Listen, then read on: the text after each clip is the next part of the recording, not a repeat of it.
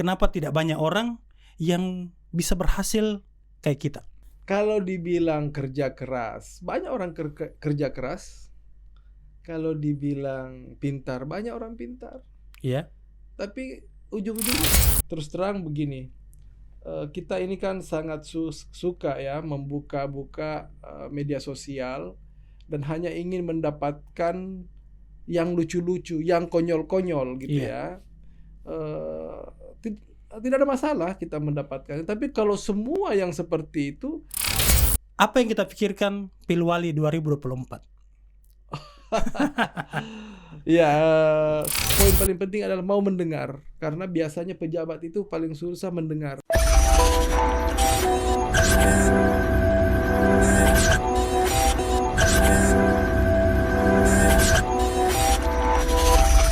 One days, one goals, one goodness. Selamat datang di Mata Pemuda. Masih bersama saya, Nur Amin Saleh, tuan rumah Mata Pemuda. Di segmen ini sangat-sangat luar biasa karena saya mendatangkan kakak saya yang menurut saya sangat inspiratif dan bisa menjadi teladan kita semua.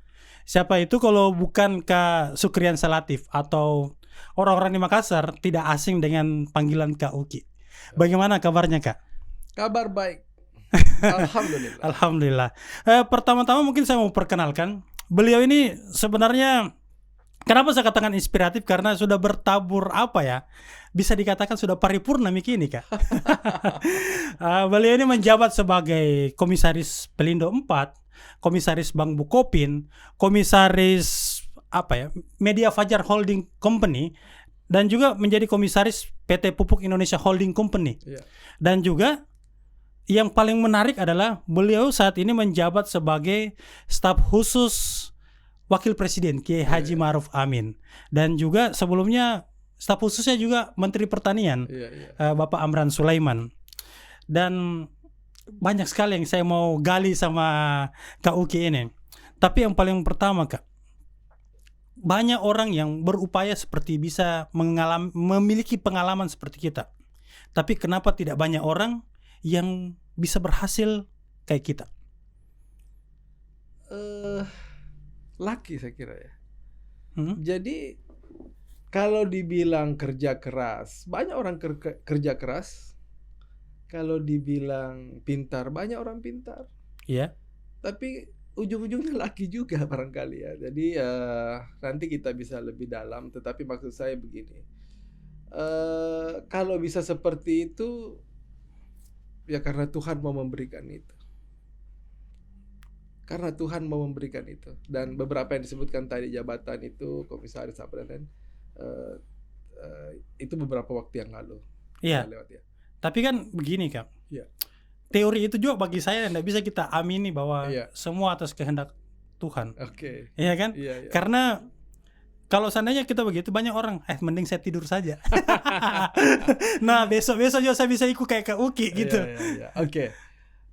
Memang untuk sampai ke sebuah tempat kita harus berjalan. Iya. Orang bilang kita harus bermimpi untuk mencapai sesuatu. Tapi kalau bermimpi itu dalam arti tidur, ya nggak sampai-sampai kan begitu. Betul. Jadi harus ada upaya, ada usaha, ada ikhtiar untuk sampai ke tujuan tersebut. Ada perjalanan. Dan menurut saya itu memang bukan hal yang gampang ya. Saya tentunya untuk mencapai semua itu bukan tiba-tiba, tapi memang penuh perjuangan untuk sampai sebegitu. Dan tidak langsung, itu butuh waktu yang panjang. Sebutlah misalnya saya waktu waktu masih SMP, ini cerita dulu ya, masih SMP, SMA saya sudah mulai menulis. Iya. Menulis di media. Dulu masih ada Pedoman Rakyat, Harian Fajar. Menulis, kemudian membuat SMA itu membuat majalah, kemudian kuliah di Unhas tahun 88, 89 saya masuk di Identitas, kemudian masuk ke Harian Fajar. Identitas itu koran kampus di Unhas, kemudian di Fajar sebagai magang ketika itu tahun 89-90. Sampai itu saya bertahun-tahun, lebih dari 10 tahun, 20 tahun saya bekerja di Fajar, mulai dari tingkatan yang paling rendah ya, mulai dari magang sampai dengan akhirnya bisa jadi wakil direktur utama, masuk di holding. Semua itu memang butuh waktu, butuh kerja keras, disiplin, dan fokus bekerja ketika itu. Iya. Jadi teman-teman pemuda menurut saya kalau mau berhasil itu salah satunya ya selain disiplin ya fokus. Kalau nggak fokus susah ya. Jadi dengan begitu setelah dari Fajar saya ke Jakarta menjadi staf khusus Menteri Pertanian seperti itu ya.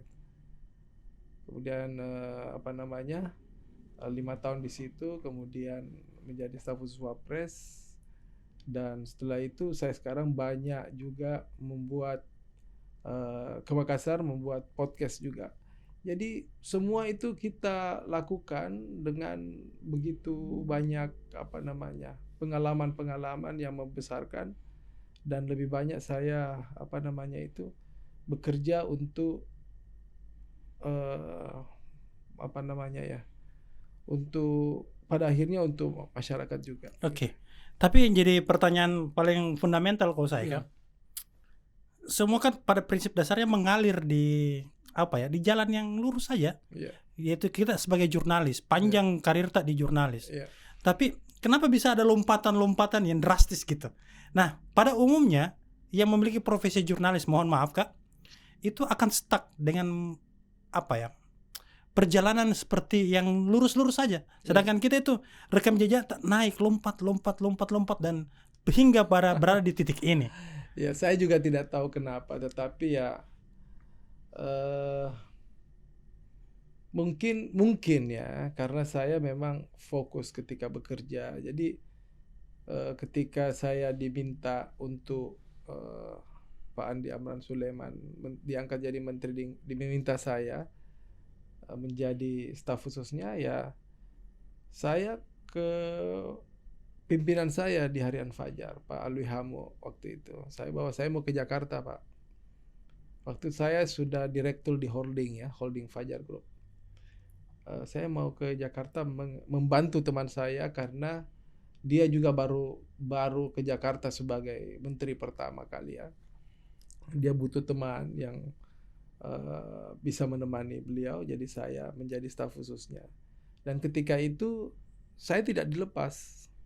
Ya nggak apa-apa, tetap di Harian Fajar. Akhirnya jadi komisaris saja. Dan selama bertahun-tahun, sebutlah 8 tahun saya menjadi komisaris, menjadi staf khusus 5 tahun, kemudian di kantor Wapres ketika itu. 8 tahun itu saya masih tetap di Harian Fajar, dan baru saya melepaskan komisaris itu baru beberapa bulan yang lalu.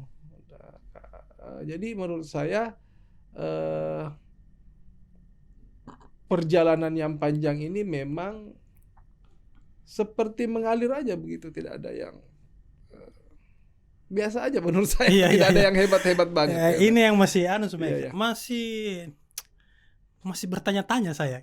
Karena banyak orang yang tidak bisa melakukan hal yang sama. Kita selalu mengatakan bahwa mengalir saja seperti biasa, tapi hasil yang kita hadirkan, ini kan kalau kita bisa bicara persoalan keadilan, mungkin bilang, tidak adil Tuhan ini kalau begini. Masa kita bilang mengalir saja, ikhtiarnya sama tapi keberhasilannya berbeda. Ya itu tadi akhirnya laki juga. Tetapi memang sekali lagi ya, untuk mencapai semua itu butuh kerja keras ya, fokus dalam bekerja, tidak terlalu neko-neko juga. Jadi ya jalan aja menurut saya.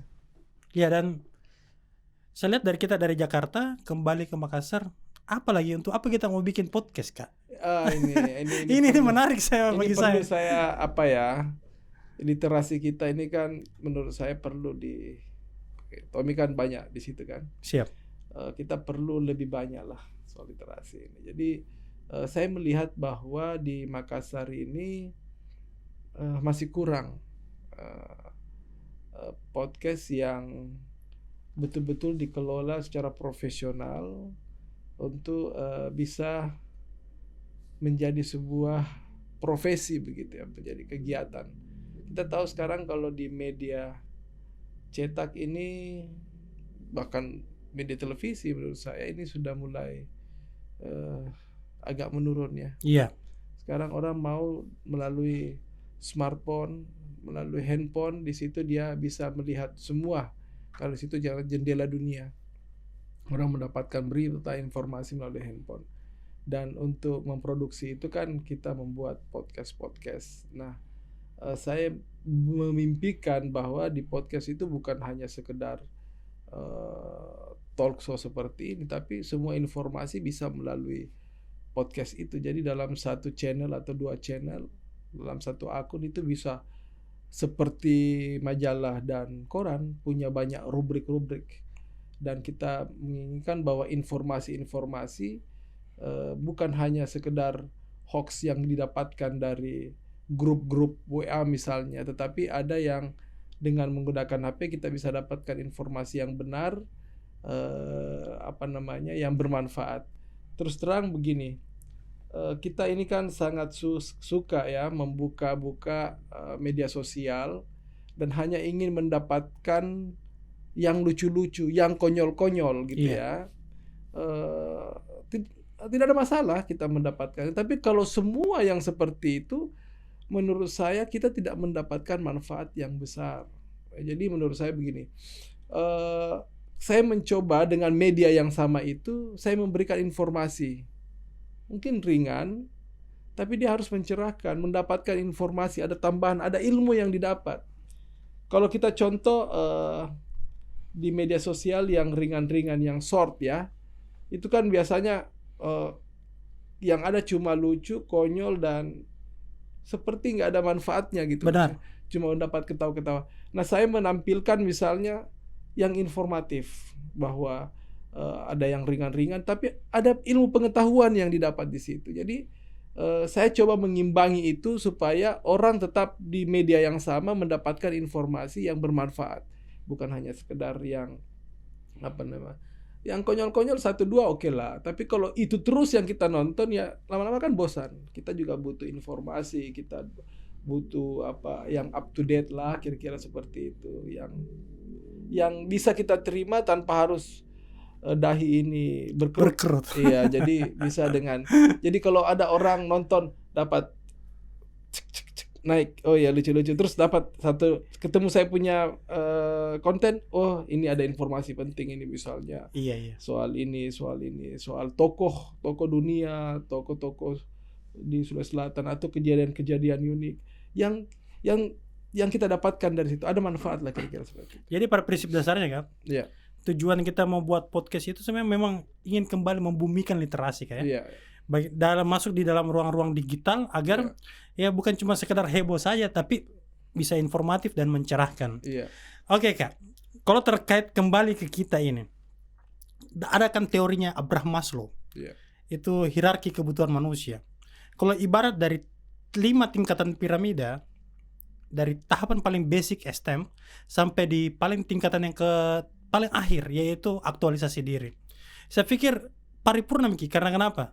Kita sudah melewati tahapan-tahapan tersebut, tapi ada satu yang belum. Yeah. Ada satu yang belum, yaitu kita bisa memimpin secara kolektif atau berbasis kewilayahan.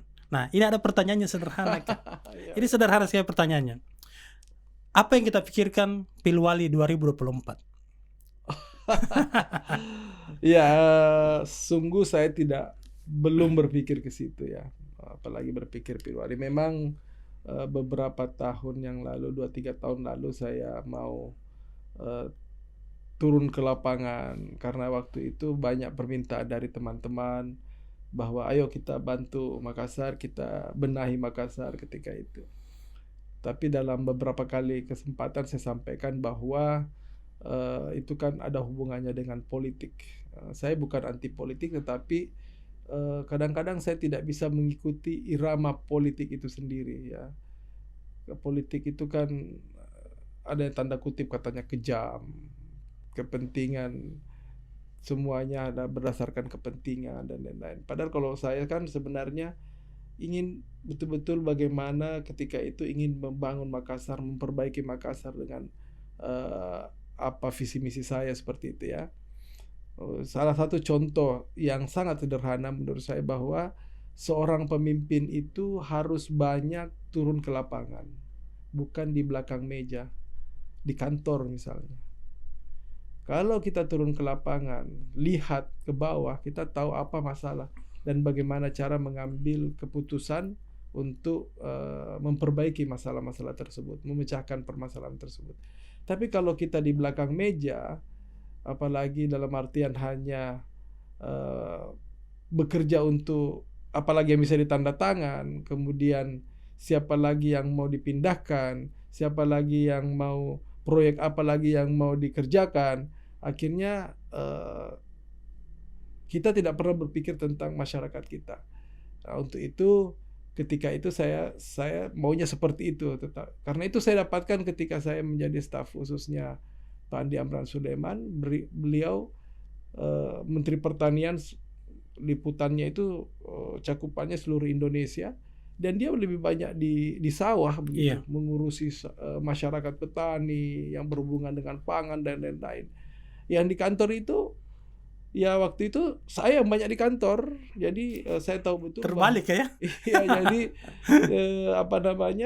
kita melihat betul bahwa permasalahan memang di lapangan seperti itu, dan semua bisa tanda tangan itu bisa dilakukan di mana saja, di bandara, di mana ya, seperti itulah kira-kira. Jadi untuk 2024 ini saya terus terang belum berpikir ke sana, tidak tahu Tuhan jalannya seperti apa, tetapi saya sekarang mau mengembangkan literasi ini dengan melalui podcast ini.